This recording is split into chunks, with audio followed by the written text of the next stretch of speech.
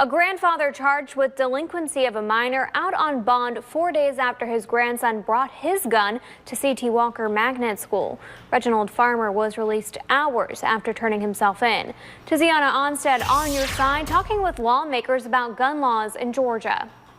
In many states, parents would be responsible if they didn't store their gun and a child got a hold of it, but not in Georgia. Locked away with a key. One of my prized possessions Are a few of George Graham's antique guns. One of my faves to shoot. Collecting guns is a hobby for Graham, but being a parent is a first priority, especially with a full house of children and firearms. From toddler on up, because we taught them boundaries. No meant no.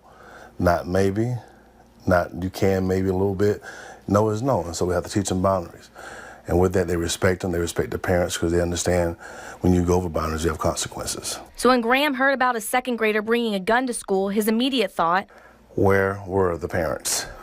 And why was this kid able to bring a gun from your home to school? Graham says parents should be more responsible, but in Georgia, it's not required to store or lock up guns. State Senator Harold Jones says it's only illegal if an adult knowingly provides a gun to a minor. One of the key things for that would be if he knew that the child actually had it, then he could possibly be charged under that statute. And Senator Jones says that probably won't happen unless it continues to happen. If something like this happens again, but this time there's an injury or a death that occurs, sometimes it takes things like that to spur change.